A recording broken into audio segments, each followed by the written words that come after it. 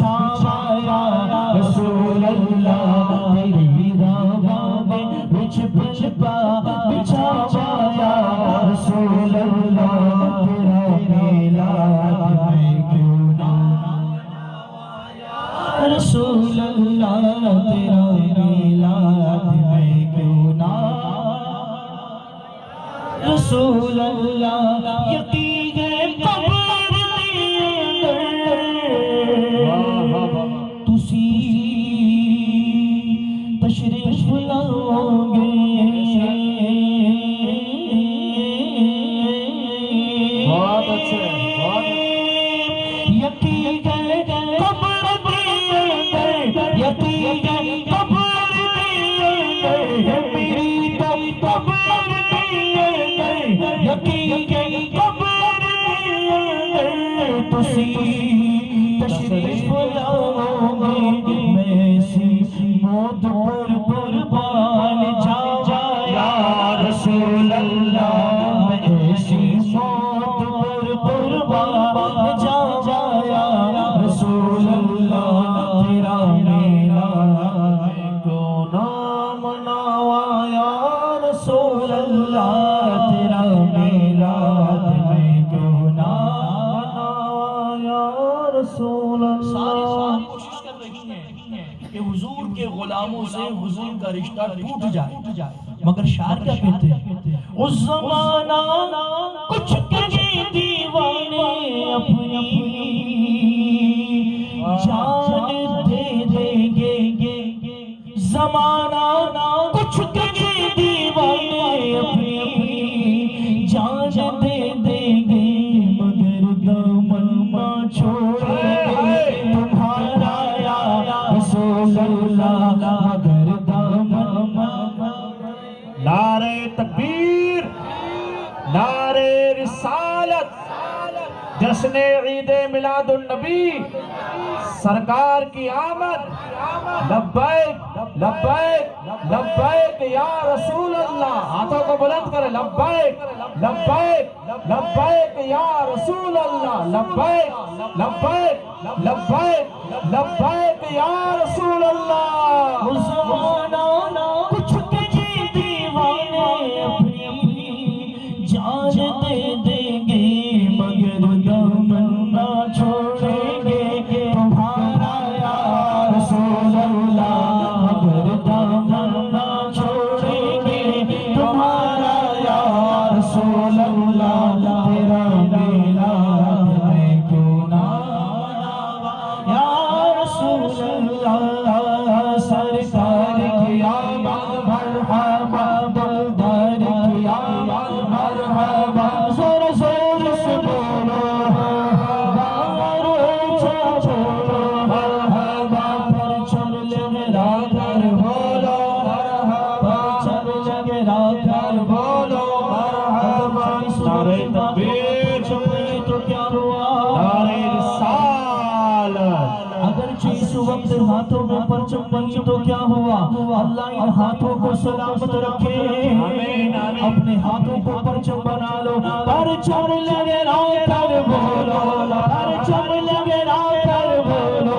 مرحبا حضور کی آمد مرحبا نور کی آمد مرحبا جانا کی آمد مرحبا ذیشان کی آمد مرحبا اچھے کی آمد مرحبا اچھے کی آمد مرحبا سچے کی آمد مرحبا تیرا میلاد میں کیوں نہ مناوا یا رسول اللہ یمامہ جنگ میں کفار بھی تکبیر پڑھتے تھے اللہ۔ ایک جنگ ہوئی ہے جنگ یمامہ اس جنگ کی عجیب بات یہ تھی کہ صحابہ کا لشکر بھی تکبیر پڑھتا تھا اور اسلام دشمن لشکر جو آیا تھا وہ بھی تکبیر پڑھتا تھا۔ کہ اب دشمن کو پہچانے کیسے؟ صدیق اکبر کی بارگاہ میں حاضر ہوئے، کہا کہ حضور ہم بھی تکبیر پڑھتے وہ بھی تکبیر پڑھتے، اب پہچانے کیسے کہ کون اپنا کون پر آیا؟ تو صدیق اکبر نے فرمایا آج کے دن ہماری پہچان نعرے تحریر نہیں، نعرہ رسالت ہوگی۔ شاعر کہتے ہیں یمامہ جنگ میں کفار بھی تکبیر پڑھتے تھے، فرق تھا مومنوں کافر میں نعرہ یا رسول اللہ، فرق تھا مومنوں کافر میں نعرہ یا رسول اللہ، تیرا میلاد ہے کیوں نہ یا رسول اللہ، مدینے پاک کے اندر میری اہم عبادت ہے۔ سبحان اللہ۔ عبادت بندہ طواف کرے کعبے کو دیکھے۔ شاعر کہتے ہیں مدینے کی بڑی عبادت کیا ہے؟ شاعر اپنے انداز میں، پنجابی انداز میں یوں کہتے ہیں او مدینے پاک کے اندر میری اہم عبادت ہے، تیرے روزے سے نہ نظر ہٹا یا رسول اللہ، تیرے روزے سے نہ نظر ہٹا یا رسول اللہ، تیرا میلاد میں کیوں نہ مناوا یا رسول اللہ، تیرا میلاد میں یا رسول اللہ، ذرا چہرے سے چادر کو ہٹا دو یا رسول اللہ، ہمیں بھی اپنا دیوانہ بنا دو یا رسول اللہ، تیرا میلاد میں یا رسول اللہ، سرکار کی آمد مرحبا دلدار کی آمد مرحبا آقا کی آمد مرحبا، ذرا زور سے بولو سب جھوم کے بولو، ہوا لب جھوم کے بولو مرحبا، سرکار کی آمد مرحبا دلدار کی آمد مرحبا، آقا کی آمد مرحبا، داتا کی آمد مرحبا، سراج کی آمد مرحبا، امین کی آمد مرحبا، یوں کر کے ان کا چرچا اپنے دل چمکاؤ، اونچے میں اونچا نبی کا جھنڈا، اونچے میں اونچا نبی کا جھنڈا، گھر گھر میں لہراؤ پکارا یا رسول اللہ، یا حبیب اللہ، پکارو یا مل کر کے پڑھیں سبحان اللہ، ماشاءاللہ عطا۔ اللہ تعالی ہماری اس حاضری کو قبول فرمائے، آمین۔ اور اللہ اس حاضری کو مدینے کی حاضری کا ذریعہ اور سبب بنائے۔ مسلمانوں یقین جانو، ہمارے پاس جو کچھ بھی ہے نا، جو کچھ بھی، یہ سب اللہ کا دیا ہوا ہے، نہ ہمارے ہاتھ کی کوئی کمائی ہے، نہ ہماری ذاتی قوت کا کوئی نتیجہ ہے۔ یہ جو سانسیں ہم لے رہے ہیں یا چھوڑ رہے ہیں نا، یہ بھی اللہ کی اتنی بڑی نعمت، اتنی بڑی نعمت، کتنی بڑی نعمت، اگر سمجھنا ہے تو کورونا کے دور میں چلے جائیں۔ لوگ نوٹوں کے بنڈل لے کر کھڑے تھے مگر آکسیجن نہیں مل پایا۔ دیکھتے ہی دیکھتے لوگ چلتے پھرتے موت کی آغوش میں سو گئے، اور زمانے نے دیکھا کہ کاغذ کی نوٹیں کسی کی جان بچا نہیں سکتی، جان اسی کی بچیں گی جس کے ساتھ اللہ کی رحمت ہوگی۔ یہ جو ہم پلک جھپکاتے ہیں نا، پلک، یہ بھی اللہ کی اتنی بڑی نعمت ہے کہ اگر آپ آدھا منٹ، 1 منٹ پلک نہ جھپکائے نا، تو آپ کی آنکھ سے پانی بہنا شروع ہو جائے گا، ہے کہ نہیں؟ اور اگر یہ پانی مسلسل بہتا رہے گا تو ممکن ہے کہ پانی بہنے کی بنیاد آپ آنکھوں کی بینائی سے محروم ہو جائیں، اندھے ہو جائیں۔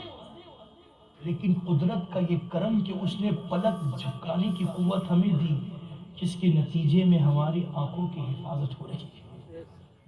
اس طریقے سے آپ دیکھیں کہ دولت یہ اللہ کی دی ہوئی ہے، بیوی بچے یہ اللہ کی نعمت ہے، ماں باپ جیسی عظیم دولت یہ اللہ نے دی ہے، زمین کا بچھونا اللہ نے دیا ہے، آسمان کا شامیانہ اللہ نے دیا ہے، پھولوں کی مہک اللہ نے دی ہے، چڑیوں کی چہک اللہ نے دی ہے، سمندر کی طغیانی اللہ نے دی ہے، دریا کی روانی اللہ نے دی ہے۔ مسلمانوں جو کچھ بھی ہے یہ سب اللہ کا دیا ہے کہ نہیں؟ مانتے کہ نہیں آپ لوگ؟ سب اللہ کا دیا، مگر اللہ کی عزت کی قسم اتنی نعمتیں اللہ نے دی جس کے بارے میں خود قرآن میں کہا کہ تم اگر میری نعمت شمار کرنا چاہو، کاؤنٹ کرنا چاہو، گننا چاہو، گن نہیں سکتے، یعنی تمہارا کیلکولیشن فیل ہو جائے گا، تم اللہ کی نعمت کو گن نہیں پاؤ گے، اتنی نعمتیں اس نے دی۔ مگر قربان جائے پورا قرآن پڑھے، سورہ فاتحہ سے لے کر سورہ ناس تک، الحمد سے والناس تک پورا قرآن پڑھ ڈالے تو آپ کو کہیں پر بھی یہ بات نہیں ملے گی کہ اللہ فرما رہا ہے اے میرے بندو ہم نے تمہیں جان دے کر تم پر احسان کیا۔ کہیں پر بھی اللہ نے نہیں فرمایا کہ ہم نے آنکھوں کی روشنی دے کر تم پر احسان کیا، تمہاری زبان کو بولنے کی قوت دے کر تم پر احسان کیا، تمہارے کانوں کو سننے کی طاقت دے کر تم پر احسان کیا، تمہیں اپنے ٹانگوں پر کھڑا کر کے تم پر احسان کیا، زمین و آسمان دے کر تم پر احسان کیا، چاند و سورج دے کر تم پر احسان کیا۔ اللہ اللہ پورا قرآن آپ کھنگال ڈالے تو آپ کو کہیں پر بھی نہیں ملے گا کہ اللہ تبارک و تعالی کسی چیز کو دے کر احسان جتلا رہا ہو، کسی نعمت کو دے کر احسان جتلا رہا ہو، مگر اللہ اللہ جب بات آتی ہے اس نعمت کی جو تمام نعمتوں کی جان ہے، بات آتی ہے اس نعمت کی جو نعمت عظمیٰ ہے، بات آتی ہے اس نعمت کی جو نعمت کبریٰ ہے، ہاں وہی نعمت جسے محمد الرسول اللہ کہا جاتا ہے، ہاں وہی نعمت جسے مصطفیٰ جان رحمت کہا جاتا ہے، ہاں وہی نعمت جو آمنہ کے لال ہیں، ہاں وہی نعمت جو عبداللہ کے لخت جگر ہے۔ جب اللہ تبارک و تعالیٰ نے اپنا محبوب ہمیں عطا کیا، وہ اللہ جو چاند دیتا ہے احسان نہیں جتاتا، سورج دیتا ہے احسان نہیں جتاتا، پانی کی نعمت دیتا ہے احسان نہیں جتاتا، زمین کا بچھونا دیتا ہے احسان نہیں جتاتا، آسمان کا شامیانہ دیتا ہے احسان نہیں جتاتا، کروڑوں اربوں خربوں نعمتیں دیتا ہے مگر احسان نہیں جتاتا۔ لیکن جب محبوب کو عطا کر دیا، جب محبوب کو پیدا کروا دیا، جب محبوب کو دنیا میں بھیج دیا، جب نبی کی ولادت ہوئی تو اللہ نے اعلان فرمایا لقد من اللہ علی المؤمنین اذ بعث فیہم رسولا، جان لو اے مومنو ہم نے اپنا محبوب دے کر تم پر احسان کر دیا۔ نعرہ تکبیر، نعرہ رسالت، عظمت مصطفیٰ سرکار کی آمد۔ کم مت کرنا، جب میں چھینکوں تو کم نہیں کرنا، چیک کر فائدہ نہیں، میں چھینکوں گا آپ فوراً اس کو ڈاؤن کریں گے، چیک کر کوئی فائدہ نہیں، اور آواز لاک ہو جاتی ہے ایسے، ایک بار سیٹ کر دو چھوڑ دو اس کو۔ تو اللہ نے اربوں خربوں نعمتیں دی مگر احسان نہیں جتایا، محمد الرسول اللہ کو بھیجا تو احسان جتایا۔ میرے مالک حیران ہوں، کائنات میں جو کچھ ہے سب تیرا دیا ہوا ہے، کائنات میں جو کچھ ہے سب تو نے عطا کیا ہے، لیکن مولا سب کچھ دے کر احسان نہیں جتاتا، لیکن جب مصطفیٰ کو بھیجتا ہے، جب اپنے محبوب کو بھیجتا ہے تو مولا احسان جتاتا ہے۔ آخر سبب کیا ہے؟ تو اس سوال کا جواب حدیث قدسی میں ہمیں ملتا ہے، جس میں میرا رب فرماتا ہے اے محبوب، اے پیارے محمد، اے پیارے مصطفیٰ اگر تجھے پیدا کرنا ہمارا مقصود نہ ہوتا تو نہ ہم زمین کو پیدا کرتے، نہ آسمان کو پیدا کرتے، نہ چاند کو چاندنی دیتے، نہ سورج کو روشنی دیتے۔ اے محبوب اگر تجھے پیدا کرنا ہمارا مقصود نہ ہوتا تو نہ ہم آدم کو پیدا کرتے، نہ موسیٰ کو پیدا کرتے، نہ عیسیٰ کو پیدا کرتے، نہ ابراہیم و اسماعیل کو پیدا کرتے، نہ سلیمان و یعقوب کو پیدا کرتے۔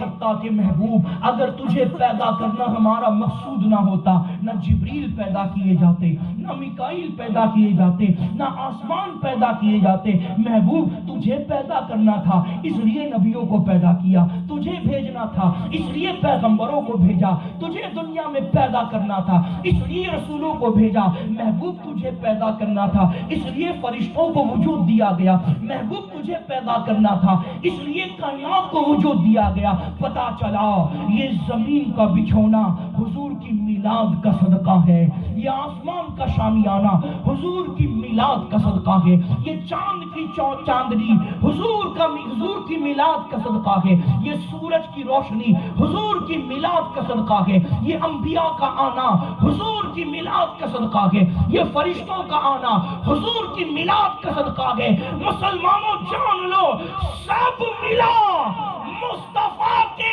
صدقے ملا، جملوں پر توجہ کرے، سب ملا مصطفیٰ کے صدقے ملا، اور رب ملا تو مصطفیٰ کے صدقے ملا۔ سبحان اللہ۔ اس لیے کہ آپ غور کریں، آپ فرمائیں گے مولانا سب ملا حضور کے صدقے ملا، بات سمجھ میں آئی، لیکن رب ملا حضور کے صدقے کیسے ملا؟ تو سنو، حدیث قدسی میں اللہ نے فرمایا محبوب یہ تو کائنات ہے، یہ تو زمین و آسمان ہے، یہ تو چاند و سورج ہے، یہ تو انبیاء ملک ہے۔ محبوب اگر تجھے پیدا کرنا ہمارا مقصود نہ ہوتا تو ہم اپنی ربوبیت کا اظہار بھی نہیں کرتے، اپنے رب ہونے کا اعلان بھی نہیں کرتے۔ پتا چلا سب ملا نبی کے صدقے ملا، اور سب کا رب ملا تو نبی کے صدقے ملا۔ یہ اسلام نبی کا وسیلہ، یہ اسلام نبی کا صدقہ، یہ اسلام میلاد کا صدقہ، یہ قرآن نبی کی میلاد کا صدقہ، جو کچھ ملا وہ نبی کی میلاد کے صدقے ملا۔ مجھے بتاؤ مسلمانوں، جب نبی کی میلاد کے صدقے ہمیں سب کچھ ملا تو پھر نبی کی میلاد کو جشن نہیں منائیں گے؟ کیا بات ہے، خوشی نہیں منائیں گے؟ اچھا کچھ لوگ کہتے ہیں کہ بھئی حضور کی میلاد منانا شرک ہے، بدعت ہے۔ وہ پلمبر ٹی وی پر بیٹھ کر بولتا ہے، ایک وہ پاگلوں کا ڈاکٹر جو کرنا ہے وہ بیٹھ کر بولتا ہے کہ حضور کی میلاد شرک ہے۔ سنو، جو حضور کی میلاد پر جشن نہیں مناتے ان سے الجھنے کی ضرورت نہیں ہے، ان سے لڑنے کی ضرورت نہیں۔ کیوں؟ ارے بابا تم حضور کی میلاد نہیں مناتے، مت مناؤ، اس لیے کہ اللہ نے حضور کو بھیج کر ہر ایرے غیرے نتھو خیرے پر احسان نہیں کیا۔ کیا بات ہے، اللہ نے احسان کیا تو یوں فرمایا لقد من اللہ علی المؤمنین، اللہ نے مومنوں پر احسان کیا۔ گویا جو حضور کی میلاد پر جشن مناتے ہیں وہ اس بات کا اظہار کرتے ہیں کہ ہم مومن ہیں۔ سبحان اللہ، نعرہ تکبیر، ہاتھوں کو بلند کرے، نعرہ رسالت، سرکار کی آمد، سبحان اللہ سبحان اللہ۔ بہت اچھا کچھ لوگ یہ کہتے ہیں کہ 12 ربیع الاول کو حضور کی وفات کی تاریخ ہے۔ کیا بات ہے، اچھے کچھ لوگوں نے یہ اعتراض مسلمان ینگ جنریشن کو مس گائیڈ کرنے کے لیے کہ حضور کی وفات کی تاریخ 12 ربیع الاول ہے۔ سب سے پہلے تو یہ جان لو کہ علماء محققین کے نزدیک حضور کی وفات کی تاریخ 12 نہیں ہے، البتہ جمہور کا قول یہ ہے کہ ولادت کی تاریخ 12 ہے۔ لیکن چلو مان لیا تمہارے کہنے کے مطابق کہ حضور کی وفات کی تاریخ 12 ہے، تو اعتراض کیا؟ اعتراض یہ ہے کہ بتاؤ جس دن حضور نے پردہ کیا، جس دن حضور نے وفات پائی، جس دن حضور نے وصال فرمایا، یہ سنی لوگ اس دن جشن مناتے ہیں، یہ سنی لوگ اس دن اپنی گلیوں کو روشنی سے سجاتے ہیں. جس دن فاطمہ کے بابا دنیا سے گئے تم جشن مناتے ہو. جس دن عائشہ کا سہاگ لٹ گیا تم جشن. یہ ان کے جملے بتا رہا ہوں. جس دن صدیق رو رہے، عمر رو رہے، عثمان، طلحہ، زبیر، عبد الرحمن، بلال رو رہے تھے، تم اس دن جشن منا رہے ہو. اعتراض یہ ہوتا ہے بتاؤ جب کوئی مر جائے تو کیا روشنی سے گلیاں سجائی جاتی ہے؟ جب کوئی مر جائے تو قمقموں سے گھر سجائے جاتے ہیں؟ جب کوئی مر جائے تو جھنڈیاں لہرائی جاتی ہے؟ جب کوئی مر جائے تو جلوس نکالا جاتا ہے؟ جب کوئی مر جائے تو مبارک بادیاں دی جاتی ہے؟ جب کوئی مر جائے تو خوشی کا ماحول سجایا جاتا ہے؟ جب کوئی مر جائے تو شادمانی کے محافل سجائی جاتی ہے؟ جب کوئی مر جائے تو خوشیوں کا اہتمام ہوتا ہے؟ میں کہوں گا تم نے سچ کہا.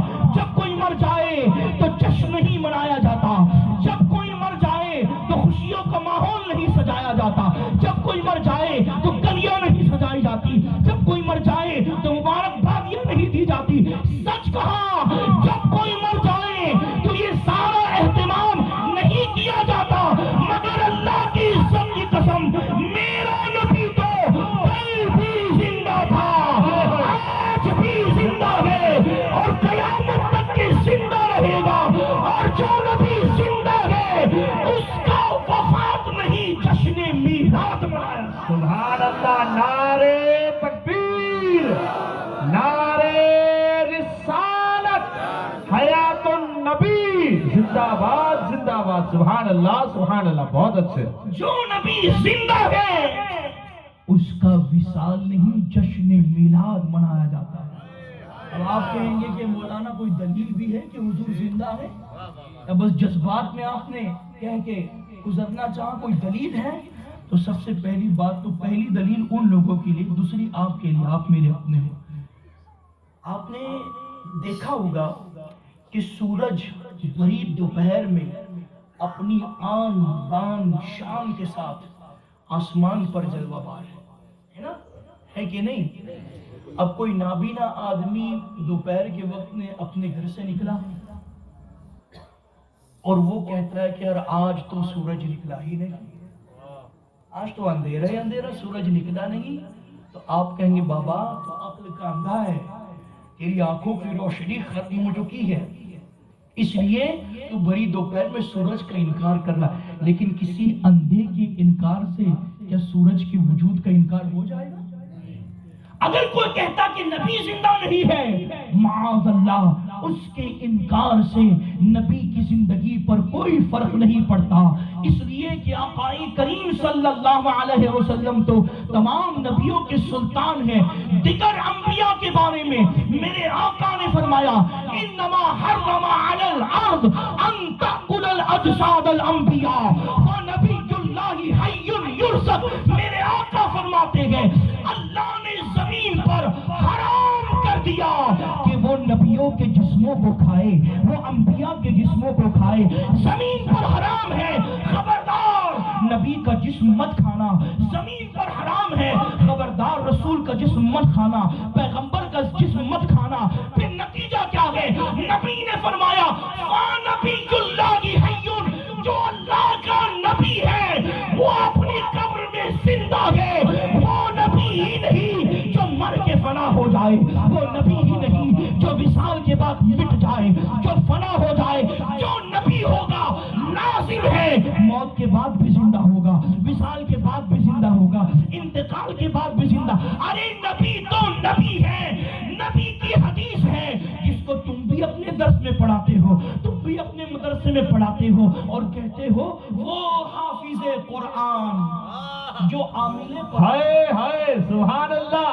وہ حافظ قرآن جو عامل قرآن بھی ہے، یعنی قرآن پر عمل بھی کرتا. تم درس دیتے ہو کہ ایسا حافظ قرآن مر کر قبر میں جائے تو اس کا بدن قبر میں سلامت رہتا. کیا بات ہے سبحان اللہ.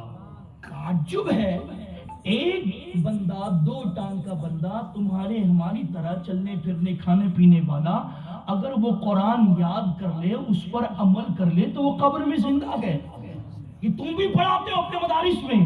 تعجب کی بات ہے مسلمانوں، توجہ، وہ بندہ جس نے رٹ رٹ کر قرآن اپنے سینے میں بسایا، وہ قبر میں زندہ ہے، وہ مصطفیٰ جس کے سینے پر قرآن نازل ہوا ہے، وہ نبی جس کے سینے پر اللہ کا کلام اترا ہے، وہ نبی جس کے سینے پر اللہ کی وحی آئی ہے۔ ارے رٹنے والا حافظ قرآن اگر قبر میں زندہ ہے، وہ مصطفیٰ جو خود صاحب قرآن ہے، وہ قبر میں کیوں زندہ نہیں ہوگا؟ بریلی کا تاجدار عقیدہ دے رہا ہے، تو زندہ ہے واللہ، تو زندہ ہے واللہ، میرے چشم عالم سے چھپ جائے۔ سبحان اللہ، نعرہ تکبیر، نعرہ رسالت، سرکار کی آمد، جشن عید میلاد النبی، سبحان اللہ۔ اللہ کا نبی اپنی قبر میں زندہ ہے۔ آپ کہیں گے مولانا یہ زمین ہے، زمین، یہ زمین بڑے بڑے سرماؤں کی ہڈیوں کو بنا دیتی ہے۔ اس زمین کے اندر بڑے بڑے صاحب طاقت، صاحب قوت کو جب دفن کیا جاتا ہے تو چند دنوں کے، مہینوں کے اندر اندر ان کا بدن، ان کی ہڈیاں گل جاتی ہیں۔ اللہ، آپ کہہ رہے ہیں نبی زندہ ہے قبر میں، بڑے بڑے پہلوان طاقتور زندہ نہ رہ سکے، اور آپ کہہ رہے ہیں نبی زندہ۔ سب سے پہلے تو آپ کو عرض کروں، اللہ کی عزت کی قسم، میرے نبی سے بڑا کائنات میں کوئی طاقتور نہیں ہے۔ بے شک، اللہ کے بعد اس کائنات میں جو سب سے بڑا صاحب قوت ہے وہ آمنہ کا لال ہے۔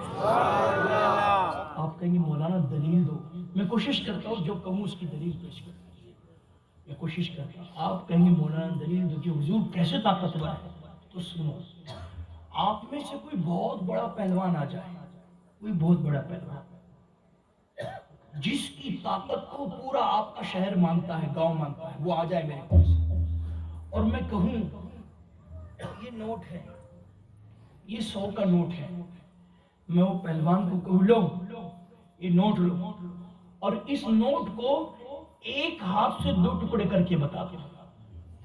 وہ پہلوان کو بلاؤ اور کہو کہ ایک ہاتھ سے اس نوٹ کو 2 ٹکڑے، تو وہ پہلوان بہت کوشش کر کے نوٹ کو ایسے مروڑ تو دے گا، ایسے تو کر دے گا، لیکن 2 ٹکڑے نہیں کر، قربان جائے۔ بڑے سے بڑا طاقت والا ایک ہاتھ سے نوٹ کو 2 ٹکڑے، کاغذ کو 2 ٹکڑے نہیں کر سکتا، لیکن میرا نبی ہاتھ تو بڑی بات ہے، صرف انگلی کا اشارہ کرتا ہے تو چاند کے 2 ٹکڑے بتا دیتا۔ سبحان اللہ، سبحان۔ ارے بڑے سے بڑا باڈی بلڈر ایک کاغذ کا ٹکڑا ایک ہاتھ سے توڑ نہ سکے، لیکن یہ آمنہ کا لال ہے، یہ نبیوں کا سلطان ہے، یہ محبوب کبریا ہے، جو ایک انگلی کا اشارہ کرتا ہے تو چاند کو 2 ٹکڑوں میں۔ ہائے ہائے، سبحان اللہ، سبحان اللہ۔ اس سے بڑا چیلنج، اس سے بڑا چیلنج، اگر کسی نے توڑ بھی دیا، نوٹ کو ایسے پھاڑ دیا، میں کہوں گا ذرا اس کو آپ جوڑ کے بتا دیں۔ کیا بات ہے، ساری طاقت ٹیکنالوجی، یہ مشکل ہے۔ ہاں بات یہ الگ ہے کہ فیویکول کا استعمال نہیں کرنا، فیویکوئک کو یوز نہیں کرنا، ایسے ہی جوڑ کے بتا۔ کسی کا لال یہ کام نہیں کر سکتا، لیکن یہ آمنہ کا لال ہے، دوڑتا بھی ہے اور دوڑتا بھی ہے، سبحان اللہ۔ صرف یہی نہیں بلکہ ڈوبا ہوا سورج جسے کائنات کی کوئی طاقت دوبارہ اگا نہیں سکتی، مگر اس ڈوبے ہوئے سورج کو مصطفیٰ پلٹا کے بتاتے ہیں اس کائنات میں خدا کے بعد سب سے بڑا کوئی طاقت و قوت والا ہے تو وہ آمنہ کا لال ہے، وہ عبداللہ کا لخت جگر ہے، وہ نبی ہے، وہ رسول ہے، وہ ہمارے آقا ہے، جن کی شان یہ ہے یا صاحب الجمال و یا سید البشر من وجهك المنیر لقد نور القمر لا يمكن الثناء كما كان حقه بعد از خدا بزرگ توئی قصہ۔ میرا ذہن تھوڑا سا حضور کی طاقت پر کچھ بولنے کی اجازت چاہتا ہے۔ جی بتاؤ، سبحان اللہ۔ بات یہ سے نکلی حضور سے زیادہ طاقتور کوئی نہیں۔ ایک دن رکانہ پہلوان بہت بڑے نامی گرامی پہلوان تھے اس لیے بڑا کہ بعد میں وہ مسلمان ہو گئے، پہلے سے پہلوان، اور انہوں نے حضور کو چیلنج دیا۔ واہ، حضور کو چیلنج، کیا چیلنج؟ چونکہ رکانہ پہلوان کی طاقت اتنی مشہور تھی کہ وہ ایک وقت میں 100 پہلوانوں سے لڑتے تھے، اور جب اونٹ کی چمڑی بچھائی جاتی، رکانہ پہلوان اس پہ کھڑے ہو جاتے ایک سرے پر، اور دوسرے سرے کو لوگ کھینچتے کہ رکانہ کے قدموں تلے سے یہ اونٹ کی چمڑی نکل جائے، لیکن وہ چمڑا بیچ میں سے پھٹ جاتا، لیکن رکانہ کو کوئی ہلا نہیں سکتا تھا۔ انہوں نے چیلنج دیا کہ اگر مصطفیٰ مجھ سے کشتی لڑے اور مجھے پچھاڑ دے تو میں مان لوں گا کہ اللہ کے سچے نبی ہے۔ بولو سبحان اللہ۔ جاگ رہے ہیں نا؟ بھوک لگی؟ بھوک لگی؟ ماشاءاللہ، اللہ تعالیٰ آپ کو جزائے خیر عطا فرمائے۔ تو انہوں نے چیلنج دیا، اگر مصطفیٰ مجھے کشتی میں پچھاڑ دے تو میں مان لوں گا اللہ کے سچے نبی۔ میرے آقا نے مسکرا کر چیلنج ایکسپٹ کیا۔ ڈیٹ اور وقت طے ہوا، اس دن، اس تاریخ، اس وقت میں سارا علاقہ جمع ہو گیا۔ میرے آقا صلی اللہ علیہ وسلم بھی تشریف لائے۔ رکانہ اپنی پہلوانی کے غرور میں مستانہ وار چلتا ہوا حضور کی بارگاہ میں آ گیا اور للکارتے ہوئے حضور کو دعوت کشتی دی۔ میرے آقا قریب گئے، 2 لمحوں میں پچھاڑ کر چت لٹا دیا اور رکانہ کے سینے پر حضور بیٹھ گئے۔ 2 لمحوں میں وہ رکانہ جسے 100 پہلوان مل کر پچھاڑ نہ سکتے تھے، میرے آقا نے 2 لمحوں میں پچھاڑ دیا اور سینے پہ بیٹھ گئے۔ جب رکانہ کشتی ہار گئے تو رکانہ کہا نہیں، وہ میری توجہ نہیں تھی، میرا دھیان نہیں تھا، اس لیے محمد نے مجھے پچھاڑ دیا، پھر سے کشتی لڑی جائے۔ میرے آقا نے مسکرا کر ایکسپٹ کر لیا، چیلنج قبول کیا۔ دوبارہ کشتی لڑی، حضور نے پھر پچھاڑ دیا، سینے پر سوار ہو کر بیٹھ گئے۔ رکانہ نے پھر انکار کیا، نہیں، تیسری مرتبہ کشتی لڑی جائے، اگر تیسری مرتبہ بھی پچھاڑ دے تو مان لوں گا کہ اللہ کا نبی ہے۔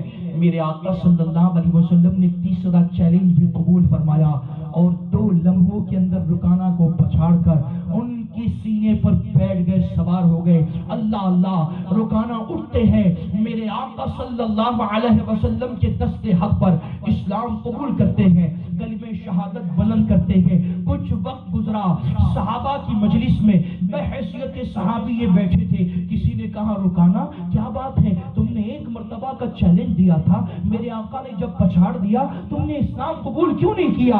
رکانہ کا جواب سنیں، رکانہ کہتے ہیں اللہ کی عزت کی قسم، جب پہلی مرتبہ حضور نے مجھے پچھاڑا تھا اسی وقت میں نے دل سے مان لیا تھا کہ یہ اللہ کے سچے نبی ہے، یہ اللہ کے برحق نبی ہے۔ پھر رکانہ دوسری مرتبہ چلے، تیسری مرتبہ کشتی کی بات کرنے کی وجہ اور سبب کیا ہے؟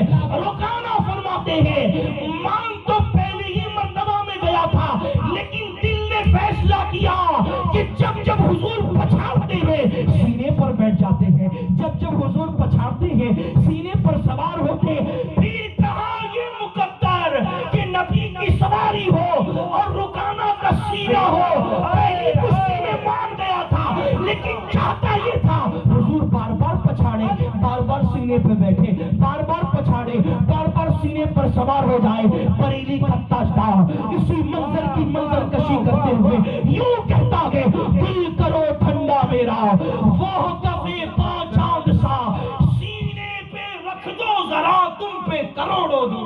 سبحان اللہ، نعرہ تکبیر، نعرہ رسالت، سبحان اللہ، سرکار کی آمد، آقا کی آمد، عظمت مصطفیٰ، رفعت مصطفیٰ، سبحان اللہ۔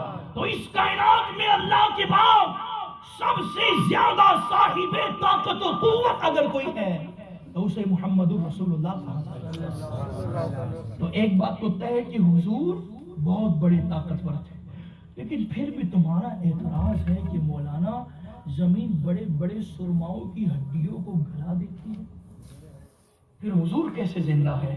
تو میں آپ سے سوال کرنا چاہوں گا، آپ میں کتنے ایسے لوگ جو کھیتی کرتے ہاتھ اٹھائے؟ اٹھائے کھیتی کرنا بھی حضرت آدم کی سنت ہے یار. سبحان اللہ. کھیتی کرتے ہیں نا؟ مجھے بتائے جب کھیتی کرتے ہوئے آپ اپنے کھیت میں دانا بیج بوتے ہیں، ٹھیک ہے، تو کیا اس بیج کو زمین گلا کے ختم کر دیتی ہے؟ جواب دیں، کیا کرتی ہے؟ اس بیج کو زمین پالتی ہے اور پال کر اسے کوپل کی شکل میں اگاتی ہے. کوپل کیا سمجھتے آپ لوگ؟ کوپل بعد میں پھر وہی کوپل پودا. میں حیران ہوں تمہارا اعتراض ہے کہ زمین بڑے بڑے سرماؤں کی ہڈیوں کو گلاتی ہے، پھر اس نے بیج کیوں نہیں گلایا؟ اس نے دانا کیوں نہیں گلایا؟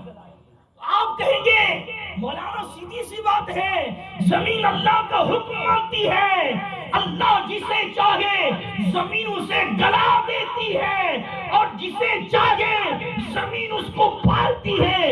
ارے نادانو، تم ایک بیج بوتے ہو، ایک دانا ڈالتے ہو تو زمین اس کو پالتی ہے. تو مصطفیٰ تو اللہ کے محبوب ہے، مصطفیٰ تو اللہ کے نبی ہے، اور صرف نبی ہی نہیں ہے، سنو کائنات کے ذرے ذرے کا خالق اللہ ہے.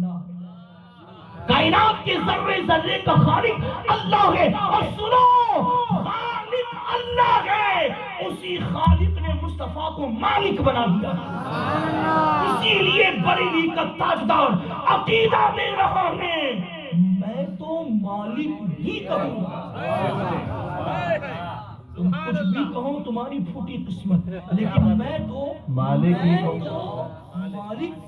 کہوں گا کہ ہوں مالک کے حبیب. اللہ اللہ اللہ. آپ نے دیکھا ابھی میں مولانا صاحب کے حجرے میں تھا. کہاں گئے مولانا صاحب کے حجرے میں تھا تو مولانا صاحب کی بوتل ایک رکھی ہوئی تھی پانی کی، تو میں نے اس کو اٹھا کر پینا چاہا. تو میں نے مولانا سے عرض کیا حضرت اجازت دیجیے کہ میں پانی پیوں. تو حضرت نے لجاجت کے ساتھ کہا کہ حضرت حجرے میں جو کچھ ہے وہ سب آپ کا ہے. حالانکہ میری پہلی ملاقات نا ان کی میری پہلی ملاقات، لیکن انہوں نے کیا کہا حضرت حجرے میں جو ہے وہ سب آپ کا ہے، اجازت نہ لو. یار پہلی ملاقات میں یہ مجھے اتنی اجازت دے دے تو مصطفیٰ وہ ہے جس کے صدقے میں کائنات بنی ہے. اللہ اللہ. اس رب نے خالق تو اپنے آپ کو بنا دیا لیکن مالک مصطفیٰ کو بنا دیا. سبحان اللہ. یہی سبب ہے اللہ کی عزت کی قسم قیامت کے دن نبی اجازت نہ دے تو کسی کا باپ بھی جنت میں نہیں جا سکتا. کیا بات ہے حضرت، بہت اچھے. نبی تو نبی ہے. ارے علی جس کو اجازت نہ دے، علی جس کو اجازت نہ دے، اللہ کی عزت کی قسم اس کا باپ بھی جنت میں نہیں جا سکتا. اور سنو عقیدے کی بات لے کر چلو، علی کس کو اجازت دے گا؟ کیا بات ہے، کیا بات ہے، کیا بات ہے. اجازت دیں گے. ایک مرتبہ مولا علی اور صدیق، بات اس لیے عرض کر رہا ہوں کہ آج ہمارے معاشرے میں شیعت کی بدبو داخل کرنے کی کوشش کی جا رہی ہے. اللہ. اس لیے میں عرض کرتا چلو صدیق اکبر مولا علی بیٹھے ہوئے ہیں. صدیق اکبر مولا علی کو دیکھ کر مسکرا دیا. مولا علی نے کہا بھائی صدیق کیوں مسکراتے ہیں؟ تو صدیق اکبر نے فرمایا کہ مجھے حضور کی ایک بات یاد آ گئی. کہا کہ کیا بات ہے؟ تو کہا بات یہ ہے کہ حضور نے مجھ سے فرمایا تھا اے ابو بکر، علی جس کو اجازت نہ دے گا جنت میں نہیں جائے گا. واہ واہ واہ. تو یہ بات سن کر مولا علی بھی صدیق اکبر کو دیکھ کر مسکراتے ہیں. واہ واہ واہ. کہا علی اب تم کیوں مسکراتے؟ کہا کہ مجھے بھی حضور کی بات یاد آ گئی. کہا کہ کیا بات؟ تو مولا علی کہتے کہ حضور نے تم سے کہا کہ علی جس کو اجازت نہ دے جنت میں نہیں جائے گا، اور مجھے کہا اے علی اجازت اسی کو دینا جو صدیق کا عاشق ہوگا. ہائے ہائے. نعرے تکبیر، نعرے رسالت، عظمت مصطفیٰ، گلی گلی نگر نگر، نعرے حیدری.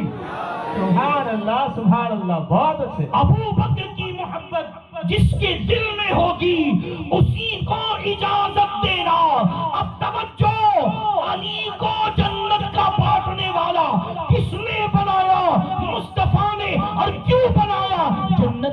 صادق ہے تبھی تو بانٹنے کا اختیار دے رہے ہیں. تو بریلی کا تاجدار کہتا ہے میں تو مالک ہی کہوں گا کہ ہو مالک کے حبیب، یعنی محبوب و محب میں نہیں میرا تیرا. محبوب جو کچھ ہے وہ سب تیرا ہے، تیرے صدقے میں پیدا کیا گیا ہے. اللہ اللہ، نبی زندہ ہے. اس لیے مسلمانوں کسی پلمبر کسی چوکر کی باتوں میں آنے کی ضرورت نہیں ہے. عقیدہ اپنا درست رکھنا.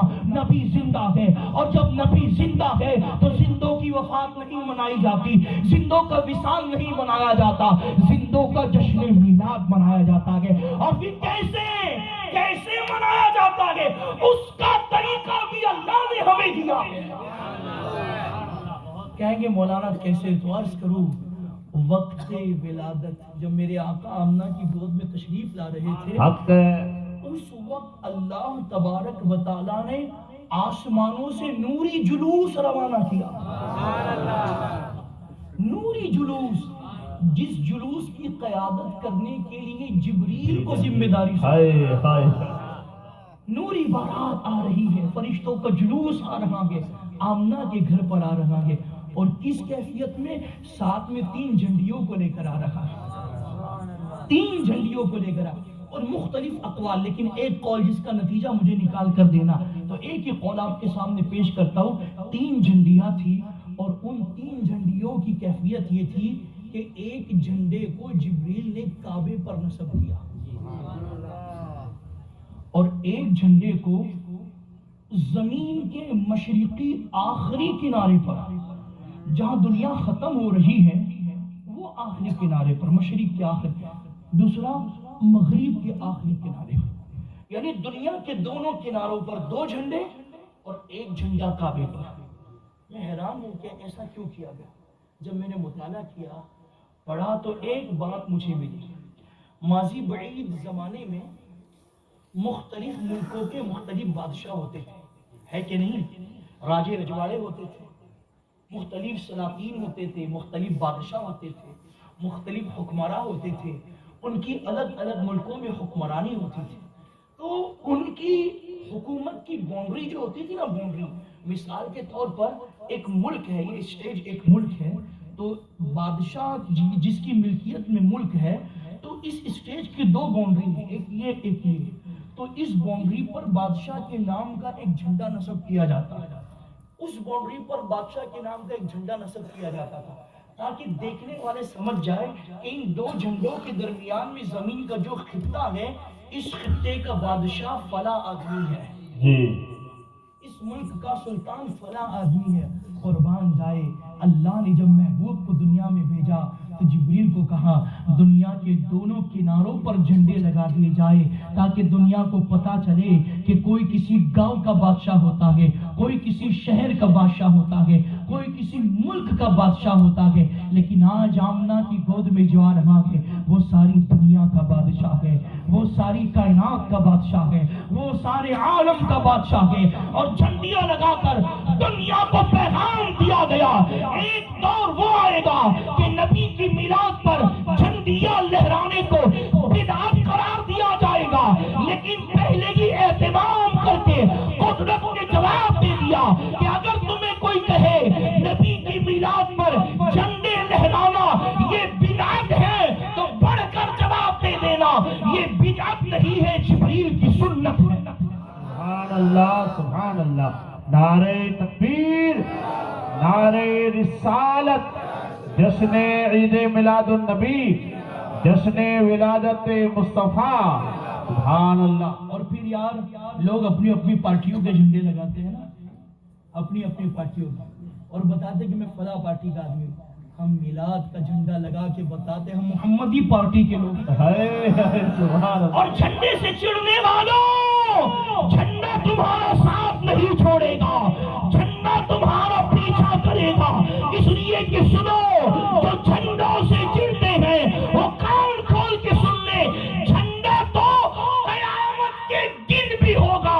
اسی جھنڈے کو لواء الحمد کہا گیا ہے، حمد کا جھنڈا کہا گیا ہے. اور وہ ایسا جھنڈا ہوگا جو میرے نبی کے ہاتھ ہاتھ میں دیا جائے گا، اور میرے آقا فرماتے ہیں اس جھنڈے کے نیچے آدم سے لے کر قیامت تک کے تمام مومنین میرے جھنڈے کے نیچے آ جائیں گے، تمام انسان میرے جھنڈے کے نیچے آ جائیں گے۔ گویا پتہ چل رہا کہ قیامت کے دن بھی جھنڈوں سے نجات نہیں ہے۔ ہاں یہ ضرور بات ہوگی، جو حضور کا نہ ہوگا وہ قیامت میں حضور کے جھنڈے کے نیچے نہیں آئے گا۔ ہم دنیا میں جھنڈے لہرا کر بتا رہے ہیں ہم دنیا میں بھی جھنڈے والے ہیں، اور قیامت کے دن بھی جھنڈے والے ہوں گے، اور پھر عالم یہ ہوگا، خلد میں ہوگا ہمارا داخلہ اس شان سے یا رسول اللہ کا نعرہ لگا دیا۔ نعرے رسالت، نعرے رسالت۔ مجھے بولنا کب تک یہ بتا دے تاکہ میں وہ حساب سے اپنا ٹائم سیٹ کر دوں۔ 12:30 ہو رہی، کب تک بولنا؟ 3 منٹ یا بس اتنا، ٹھیک ہے؟ تو کب تک بولنا مجھے بتا دیں، کیونکہ آخر میں نصیحت مجھے کرنا، ٹھیک ہے؟ تو اللہ کے حبیب صلی اللہ علیہ وسلم اتنی بڑی نعمت اللہ نے ہمیں عطا کی۔ اور یاد رکھو میلاد کا ذکر، اچھا میلاد کا ذکر کیا ہے؟ جو لوگ کہتے ہیں نا میلاد شرک ہے، شرک ہے، شرک ہے، شرک ہے، شرک ہے، انہوں نے سمجھا ہی نہیں کہ میلاد کیا ہے، انہوں نے سمجھا ہی نہیں۔ اگر سمجھ جائے تو وہ شرک نہیں مانیں گے، بلکہ چیلنج کرتا ہوں اللہ کی عزت کی قسم، شرک کی جڑوں کو اگر کاٹنا ہے حضور کی میلاد منانے والے بن جاؤ۔ آپ کہیں گے کیسے؟ تو سمجھیں گے کہ آپ لوگ بولو کچھ سمجھنے کی کوشش کریں گے۔ شرک کہتے کس حضرت شرک کسے کہتے ہیں؟ اللہ کی ذات یا اللہ کی صفات میں کسی کو شریک کر دینا، اس کو کہتے ہیں شرک۔ مثال کے طور پر اللہ کی یہ شان ہے کہ وہ جنت کا خالق ہے۔ کیا ہے؟ بولو نا، کیا ہے؟ پیچھے والوں بولو۔ سو گئے ہاتھ اٹھا کر اپنی بیداری کا ثبوت دیں۔ آگے والے نہیں اٹھائیں گے ہاتھ، ایسا سب اٹھائے اور بیداری کا ثبوت۔ واہ واہ، سبحان اللہ۔ ایک مرتبہ کہے سبحان اللہ، اور بلند آواز سے۔ جب حسن تو ان کا جلوہ نما، واہ واہ واہ، انوار کا عالم کیا ہوگا جب حسن تھا ان کا جلوہ نما، انوار کا عالم کیا ہوگا۔ کون ہے جو حضور پر قربان ہونے کے لیے تیار؟ سب قربان ہونے کے لیے تیار ہے؟ پہلے یہ بتاؤ کہ آپ نے حضور کو دیکھا ہے؟ حضور کو دیکھا ہے پھر بھی قربان ہونے کو؟ شاعر کہتے ہر کوئی فدا گیا بن دیکھے، گر کوئی فدا گیا بن دیکھے تو دیدار کرانا، لاغو دیدار کرانا، کوئی فدا گیا بن دیکھے دیدار کرانا،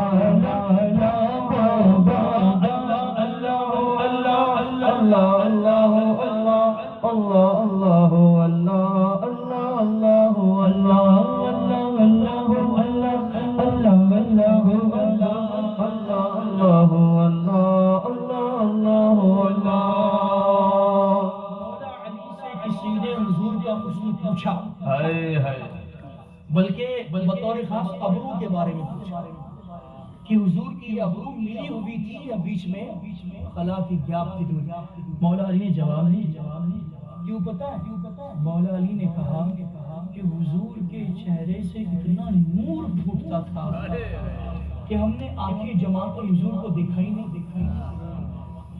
اور عائشہ صدیقہ ایک مرتبہ چاند کو دیکھتی ہے تو شاعری کرتے ہوئے یوں کہتی ہے، چاند تو رات میں کتنا جگمگاتا ہے نا اللہ، لیکن سن تو رات میں چمکتا ہے، میرا چاند تو راتوں دن چمکتا ہے۔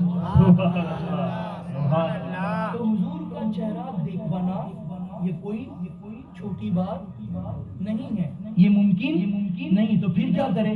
تو شاعر کہتے ہیں قدموں میں جبھی کو رہنے دو چہرے کا تصور مشکل ہے، ان کے قدموں میں اپنی جبین کو رنگنے دو، چہرے کا تصور مشکل ہے، جب چاند سے روشن ایڑی ہے، جب چاند سے روشن ایڑی ہے تو رخسار کا والا کیا ہوگا، رخسار کا والا کیا ہوگا، ہر کوئی فدا ہے بن دیکھ تو دیدار کا والا کیا ہوگا۔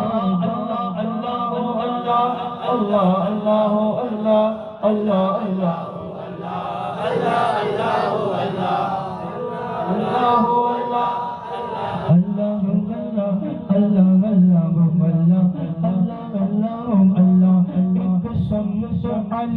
ایک سمت عمر صدیق ادھر عثمان ادھر، ایک سمت علی ایک سمت عمر صدیق ادھر عثمان ادھر، ان جگمگ جگمگ تاروں میں، ان جگمگ جگمگ جگمگ جگمگ جگمگ جگمگ تاروں میں سرکار کا والا کیا ہوگا، سرکار کا والا کیا ہوگا، کوئی فدا ہے بن دیکھے تو دیدار کیا ہوگا۔ اللہ اللہ اللہ اللہ اللہ اللہ اللہ اللہ غوث پاک نے ایڑی ماری اور کہا قم بإذن اللہ، اور خواجہ نے حکم دیا تو سارا ساگر سمٹ کر کاسے میں آ گیا۔ اور ہمارے علاقے کے قطب ہیں جنہیں قطب ناصب سیدنا شاہ سید صادق حسینی مدنی چشتی رحمت اللہ تعالی علیہ کہا جاتا ہے۔ اس وقت جوگیوں کا ایک علاقہ تھا، بہت ستاتے تھے مسلمانوں۔ آپ نے جلال میں اپنا ایسا ہاتھ پلٹا تو وہ بستی پلٹ گئی۔ آج بھی وہاں کنسٹرکشن کے دوران جب کھدائی ہوتی تو الٹے برتن نکلتے، تو یہ اللہ والوں کی شان ہے۔ تو شاعر کہتے ہیں چاہے تو اشاروں سے اپنے کایا پلٹ دے دنیا کی، یہ شان ہے ان کے غلاموں کی، یہ شان ہے ان کے غلاموں کی، تو سردار کا والا کیا ہوگا، سردار کا والا کیا ہوگا، کوئی فدا ہے بن دیکھے تو دیدار کا والا کیا ہوگا۔ اللہ اللہ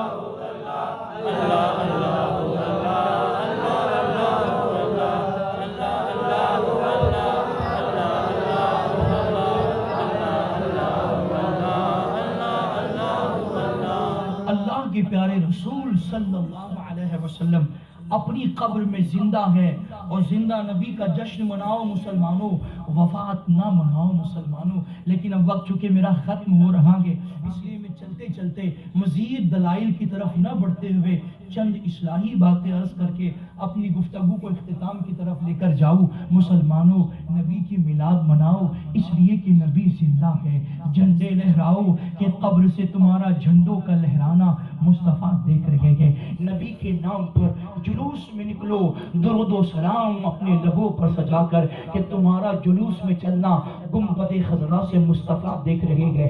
آقائے کریم صلی اللہ علیہ وسلم کے میلاد کا لنگر کھلاؤ اس لیے کہ گنبد خضرا سے حضور تمہیں دیکھ رہے ہیں۔ لیکن مسلمانوں یاد رکھو، جو مصطفیٰ تمہیں جھنڈے لہراتے ہوئے دیکھ رہے ہیں، جو مصطفیٰ تمہیں درود و سلام پڑھتے ہوئے دیکھ رہے ہیں، جو مصطفیٰ تمہیں لنگر کھلاتے ہوئے دیکھ رہے ہیں، وہی مصطفیٰ تمہیں اس وقت بھی دیکھ رہے ہیں جب رات کی تنہائی میں तीन बजे तक बड़ी बड़ी स्क्रीन वाले मोबाइल पर तुम किसी के नंगे बदन देखते हो, तुम किसी की उरिया तस्वीर देखते हो, तुम किसी के जिना के मनाजिर देखते हो। मुसलमानों, जब तुम लंगर खाते हो, नबी के नाम का शरबत पीते हो, तुम्हें मुस्तफ़ा देखते हैं, लेकिन जब तुम शराब के प्याले अपने हाथों में उठा उठा कर पीते हो, तब भी मुस्तफ़ा तुम्हें देखते हैं। कितने ताज्जुब की बात है, कल तक का वो मुसलमान जिसकी रातें अल्लाह की याद में गुजरती थी, कल तक के वो मुसलमान जिसकी रातें मुसल्ले पर बैठकर अपने गुनाहों पर रोते हुए अपने माबूद को राजी करने में गुजरती थी, कल तक का वो मुसलमान जिसकी रातें तिलावत कुरान में गुजरती थी, कल तक के वो मुसलमान जिसकी रातें नबी की मोहब्बत में रोते हुए गुजरती थी, आज उसी मुसलमान की रातें जुओं के अंदर गुजर रही हैं, शराब नोशी में गुजर रही है, जिना जैसे भयानक जुर्म में गुजर रही है, हराम कारियों में गुजर रही है। ऐ मुसलमानों, क्या नबी इसीलिए तशरीफ लाए थे कि नबी को साल के 12 दिन और 12 दिन में भी एक दिन खुसूसियत के साथ याद करो, फिर साल भर उनको भूल जाओ, उनके फरामीन को भूल जाओ, उनकी तालीमात को भूल जाओ। ऐ मुसलमानों, नबी तुम्हें जिंदगी का निजाम देने के लिए आए हैं, नबी तुम्हारी जिंदगी को गुनाहों से पाक करने के लिए आए हैं, नबी तुम्हारा रिश्ता तुम्हारे रब से जोड़ने के लिए आए हैं। कितने ताज्जुब की बात है, अल्लाह का पैगंबर दुनिया में तशरीफ ला रहा है, दुनिया में आते ही मेरे आका सल्लल्लाहु अलैहि वसल्लम ने सबसे पहले अल्लाह का सजदा अदा किया, अल्लाह की बारगाह में सजदे का नजराना पेश करके उम्मत को दर्श दिया, ऐ उम्मते मुस्तफा, तुम्हारा नबी दुनिया में आकर सबसे पहले जो काम कर रहा है वही काम कायनात का सबसे बड़ा काम है, वही काम दुनिया का सबसे बड़ा काम है। लेकिन मुझे बताओ मुसलमानों, आज मुसलमानों के नजदीक सबसे छोटा काम कोई है तो वो नमाज पढ़ना है, सबसे हल्का काम कोई है तो वो सजदा करना है, सबसे मामूली काम कोई है तो वो अल्लाह के घर में आना है, अल्लाह की बंदगी करना है। आप कहेंगे मौलाना कैसी बात कर रहे हो, हम नमाज को छोटा कहाँ समझते हैं, हम नमाज को हल्का कहाँ समझते हैं। याद रखो, अगर तुम नमाज को हल्का नहीं जानते तो नमाज के वक्त में मस्जिदें वीरान नहीं रहती और नुक्कड़ आबाद नहीं रहते। आज नमाजों के औकात में अल्लाह का मुअज्जिन अल्लाह के घरों से आवाज दे रहा है, हय्या अला सलाह, आओ नमाज की तरफ, हय्या अला फलाह, आओ कामयाबी की तरफ। लेकिन कितने ताज्जुब की बात है, आज का मुसलमान अजान होने के बावजूद अपनी जगह से टस से मस होने को तैयार नहीं है, होटलों में बैठे हुए हैं, चाय पी रहे हैं, अपने कारोबार में लगे हुए हैं, अपनी बीवी बच्चों में लगे हुए हैं, अपने आराम में लगे हुए हैं, अल्लाह के घर में आने को तैयार नहीं है। बल्कि इमाम साहब अगर किसी को सख्ती से दावत देते हैं तो आप जवाब देते हो मौलाना हमें कारोबार करना पड़ता है, हमें पेट पालना पड़ता है, आपको क्या पता दुकान कैसे चलाए, आपको क्या पता कारोबार कैसे करे, आपको क्या पता कि बीवी बच्चों को कैसे पाले, आपको क्या पता कि दुनिया के अंदर निजाम कैसे चलाए। मौलाना हम अगर नमाज को आएंगे तो हमारा कस्टमर छूट जाएगा, नमाज को आएंगे तो हमारी रोजी हमें नहीं मिल पाएगी। सुनो, जिस रोजी के नाम पर तुम अल्लाह के घर से दूर होकर अपनी दुकानदारियों में बैठे हो और रोजी का इंतजार कर रहे हो, हदीस सुनो, जब मस्जिदों से अजान पढ़ी जाती है, जब मस्जिदों से अजान बुलंद हो जाती है तो मेरे आका की हदीस है कि रूए जमीन की रोजी समेट कर मस्जिद में लाकर रख दी जाती है।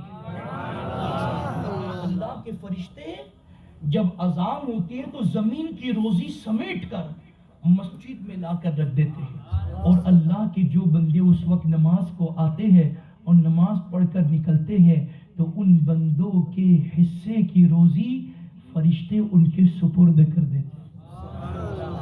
तुम दुकान में बैठकर अल्लाह के सजदों को छोड़कर रोजी का इंतजार कर रहे हो, मगर अफसोस न रोजी मिली, न अल्लाह की बंदगी तुम कर पाए, न खुदा मिला, न विसाले सनम, न इधर के रहे न उधर के हम। लेकिन सुनो, अगर कभी कभी नमाज के लिए कस्टमर तुम्हारा छूट भी जाए तो गम न करना, तारीख में ऐसे भी वाकयात मिलते हैं कि अल्लाह के उन बंदों ने अल्लाह کی محبت میں اپنی دکانداری کو ترک کیا، اپنے کسٹمر گاہک کو چھوڑ دیا اور اللہ کے دربار میں آئے، اللہ کا سجدہ ادا کرنے کے لیے آئے، اور بظاہر نماز پڑھنے کی بنیاد ان کا گاہک چھوٹ گیا، ان کا کسٹمر چھوٹ گیا، مگر اللہ نے رسوا نہیں ہونے دیا۔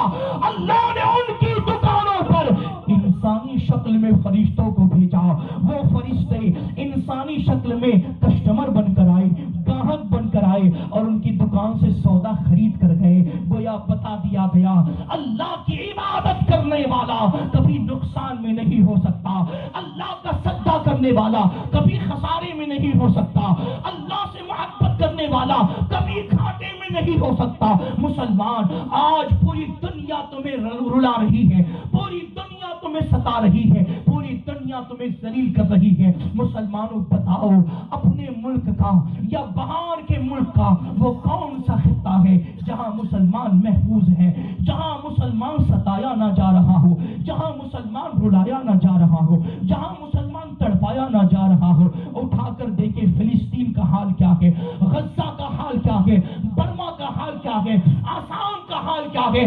دنیا کا چپا چپا تمہیں کاٹنے کو دوڑ رہا ہے، تمہیں کھانے کو دوڑ رہا ہے۔ مالک میں حیران ہوں، ہم تو وہ قوم ہے جو دنیا کی سربراہی کے لیے آئے تھے، جو دنیا کی سلطانی کے لیے آئے تھے، جس قوم کو دنیا نے اپنے سر کا تاج بنایا تھا، آج وہی قوم دنیا کے لیے فٹ بال بن چکی ہے، جو جیسے چاہتا ہے اپنے پیروں سے اڑاتا ہوا نظر آتا ہے۔ سبب کیا ہے؟ سبب کیا ہے مسلمانوں؟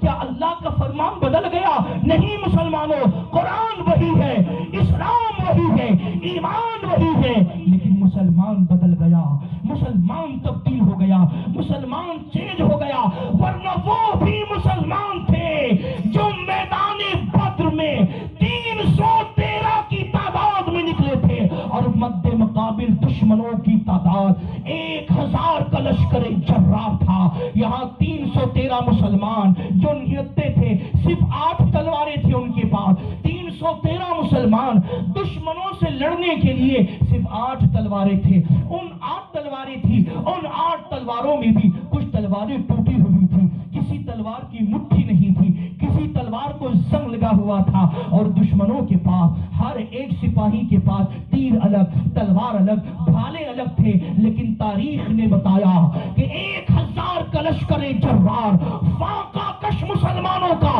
مقابلہ نہ کر سکا، بلکہ 313 کو اللہ نے فتح و نصرت عطا فرمائی۔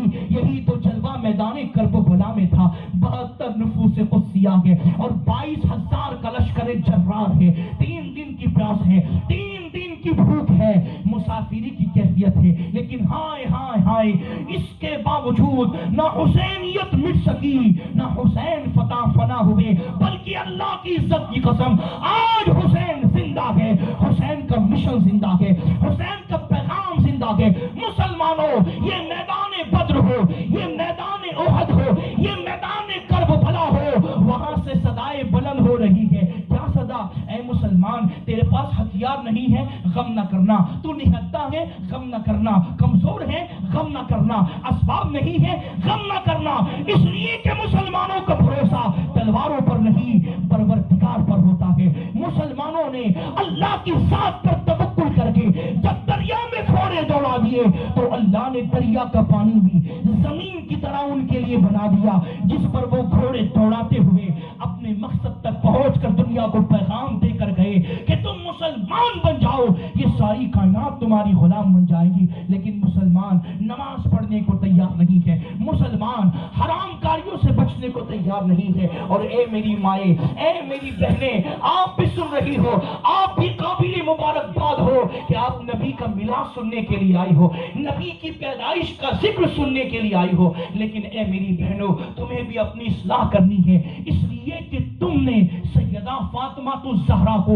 اپنا آئیڈیل مانا ہے۔ وہ سیدہ فاطمہ زہرا جن کے آنچل کو چاند و سورج نے نہیں دیکھا، جن کی ناخن پاک کے ایک قطرن کے حصے کو کسی غیر مرد نے نہیں دیکھا، حتیٰ کہ سیدہ سیدہ فاطمہ جب وصال کر رہی ہیں تو وصیت کرتی ہے، اے لوگوں سنو میرا جنازہ، بلکہ اپنے گھر والوں کو وصیت کی کہ جب میرا جنازہ اٹھانا تو رات کے اندھیرے میں اٹھانا، رات کی تاریکی میں اٹھانا۔ کسی نے پوچھا کیوں؟ تو سیدہ نے جواب دیا، وجہ یہ ہے کہ میں پسند نہیں کرتی کہ میرا جنازہ بھی کوئی غیر مرد دیکھ لے۔ مسلمانوں، وصال کے بعد سیدہ زہرا کی یہ فکر ہے کہ ان کا جنازہ بھی کوئی غیر مرد نہ دیکھے، لیکن آج ہماری بہنیں بے پردگی کے ساتھ بازاروں میں پھرتی ہے، بے پردگی کے ساتھ فنکشن میں جاتی ہے، شادیوں میں جاتی ہے، ولیموں میں جاتی ہے۔ یاد رکھو تمہاری یہی بے پردگی، یہی دین کی بیداری کا نتیجہ ہے کہ تمہاری گود میں پلنے والا بچہ نہ عبد القادر بن رہا ہے، نہ معین الدین اجمیری بن رہا ہے، نہ مخدوم سمنانی بن رہا ہے، نہ نظام الدین اولیاء بن رہا ہے، بلکہ تمہاری گود میں پلنے والا بچہ کبھی نچنیا بن رہا ہے، کبھی ڈانسر بن رہا ہے، کبھی ٹک ٹاکر بن رہا ہے، کبھی جوکر بن رہا ہے، پتا نہیں کبھی کیا بن رہا ہے۔ اے میری بہنوں، تم اپنے کردار کو کردار فاطمی میں ڈھال لو۔ اے مسلمانوں، تم اپنے کردار کو نبی کے کردار میں ڈھال لو۔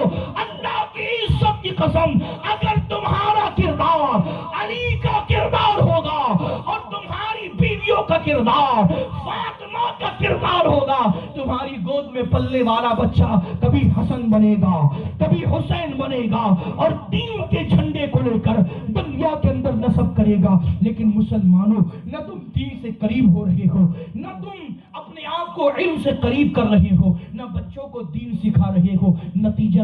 نتیجتاً جس بچے کو آپ نے خون پلا پلا کر بڑا کیا تھا، وہی بچہ جب جوانی کی دہلیز پر قدم رکھتا ہے تو باپ کو کچرا سمجھنے لگ جاتا ہے، ماں کو بوجھ سمجھنے لگ جاتا ہے۔ بتاؤ، سینے پر ہاتھ رکھ کر آج ہماری فیملی میں سب سے زیادہ کسی رشتے کی ناقدری ہو رہی ہے تو وہ رشتہ ماں اور باپ کا رشتہ ہے۔ یہ مسلمان وہ ہے جب ہوٹل میں اپنے دوستوں کے ساتھ جاتا ہے اور جب کھانا پینا کر کے بل دینے کی نوبت آتی ہے تو اس کا دوست آگے بڑھتا ہے، بل میں دوں گا، تو یہ جوان اس کے ہاتھ کو روک لیتا ہے اور کہتا ہے، تیرے بھائی کے ہوتے ہوئے تجھے بل دینے کی کیا ضرورت ہے، تیرے دوست کے ہوتے ہوئے تجھے بل دینے کی کیا ضرورت ہے۔ اتنے تعجب کی بات ہے، ہوٹلوں میں اپنے دوستوں پر کھانے پینے میں خرچ کر رہے ہو، گریز نہیں کر رہے ہو، اور وہیں پر اگر بوڑھے ماں باپ اپنی بیماری کے لیے، اپنے علاج کے لیے تم سے پیسہ مانگتے ہیں تو تم کہتے ابا بار بار تم کو پیسے لگتے ہیں، کبھی میڈیکل کے نام پر، کبھی دوائیوں کے نام پر، کبھی دواخانے کے نام پر تمہیں پیسہ دوں، تمہاری بیماری پر پیسہ لٹا کر کیا میں قلاش ہو جاؤں، کیا میں کنگال ہو جاؤں؟ تعجب کی بات ہے، وہاں دوستوں پر پیسے لٹائے جا رہے ہیں اور ماں باپ کو ترسایا جا رہا ہے، ماں باپ کو رلایا جا رہا ہے۔ او مسلمانوں، کان کھول کے سن لو، جو پیسہ تم اللہ کے گھر مسجد میں دیتے ہو، اس پیسے سے افضل وہ پیسہ ہے جو تم اپنے ماں باپ پر خرچ کرتے ہو۔ جو روپیہ تم مدرسوں میں دے رہے ہو، اس سے کئی زیادہ افضل وہ روپیہ ہے جو تم اپنے ماں باپ پر لٹا رہے ہو، اپنے ماں باپ کو خرچ کر رہے ہو۔ کون ماں باپ؟ یہ وہی باپ ہے جس نے دھوپ کی پرواہ نہیں کی، جس نے چھاؤں کا خیال نہیں کیا، جس نے سردی نہیں دیکھی، گرمی نہیں دیکھی، بارش نہیں دیکھی، آندھی نہیں دیکھی، طوفان نہیں دیکھا، بس کمایا، بس کمایا، بس کمایا۔ کیوں؟ تاکہ تیری خواہشات کی تکمیل ہو سکے، تاکہ تیری پڑھائی ہو سکے، تاکہ تیری ضرورتوں کا خیال رکھا جا سکے۔ وہ ماں جس نے عید کے دن اپنے ارمانوں کا گلا گھونٹ کر پرانے کپڑے پہنے، پھٹا لباس پہنا، لیکن تیرے لیے نیا لباس بنوایا، لوگوں کے گھروں میں جا کر جھاڑو پوچھا کر کے برتن مانج مانج کے پیسے لاتی رہی اور تجھے ہٹا کھٹا بناتی رہی۔ باپ سر کا پسینہ پیر تک بہا کر لوگوں کی یہاں محنت مزدوری کر کے دھکے کھاتا رہا، گالیاں سنتا رہا، طنز سنتا رہا، لیکن پیسہ کمایا تاکہ میرا بچہ اپنے پیروں پر کھڑا ہو جائے۔ مگر او نادان، جب تو اپنے پیروں پر کھڑا ہو کر 2 روپیہ کمانے کے لائق بن گیا تو تجھے وہی بوڑھا باپ بوجھ لگ رہا ہے، وہی ماں تجھے گھر کا کچرا تصور ہو رہی ہے۔ وہی ماں باپ جنہیں بیوی کی محبت میں گھر سے دھکے دے کر نکالا جا رہا ہے، یا تو انہیں چھوڑ کر کہیں دوسری جگہ آشیانہ میں بسایا جا رہا ہے۔ یاد رکھو، تم ماں کو جب گھر سے نکالو گے تو یہ نہ سوچنا کہ ماں گھر سے نکلی ہے، اللہ کی عزت کی قسم تمہاری جنت تمہارے گھر سے چلی گئی۔ اگر باپ کو دھکے دیا اور نکال دیا تو نہ سمجھنا کہ باپ کو نکال دیا، اللہ کی عزت کی قسم جنت کا دروازہ تم نے بند کر دیا ہے۔ یہ باپ وہ ہے جس کے بارے میں نبی کا فرمان ہے کہ جیسے ایک نبی کی دعا امتی کے حق میں مقام رکھتی ہے، وہی مقام باپ کی دعا بیٹے کے حق میں رکھتی ہے۔ بہت معذرت کے ساتھ ہاتھ جوڑ کر عرض کروں گا، آپ مجھ سے کہتے ہیں حضرت دعا کرو، آپ ہمارے امام صاحب سے کہتے ہیں کہ حضرت دعا کرو، آپ پیر صاحب سے کہتے ہیں کہ دعا کرو، اچھی بات ہے، دعا کرواؤ ان بزرگوں سے، ان سادات سے، آل رسول ان کی دعا قبول۔ لیکن سنو، آپ کے لیے میں دعا کروں کوئی گارنٹی نہیں کہ قبول ہو، آپ کے لیے دعا عالم صاحب کرے کوئی گارنٹی نہیں کہ قبول ہو، آپ کے لیے دعا محدث صاحب کرے کوئی گارنٹی نہیں کہ قبول ہو، مگر اللہ کی عزت کی قسم ایک بیٹا جس کے حق میں ساری کائنات بددعا کرے اور تنہا ماں باپ دعا کرے، اللہ ساری کائنات کی بددعا رد کرے گا، ماں باپ کی دعا قبول ہو۔ کبھی گھر میں اپنے باپ کے پیر پکڑ کے کہا کہ ابا میرے لیے دعا کرے، کبھی اپنی ماں کے پیر چوم کے کہا امی میرے لیے دعا کرو۔ ہمارے پیر چومتے ہو، ہمارے ہاتھ چومتے ہو، ہماری دعا کی قبولیت کی کوئی گارنٹی نہیں، لیکن اپنے گھر میں اپنے ماں باپ سے دعا کرواؤ۔ اللہ کی عزت کی قسم ان علماء کی موجودگی میں ذمہ داری سے عرض کر رہا ہوں، اگر غلطی کروں تو یہ اصلاح کریں گے، کان کھول کے سن لو، تمہارے گھر میں جو تمہارا باپ ہے وہی تمہارے لیے سب سے بڑا پیر ہے۔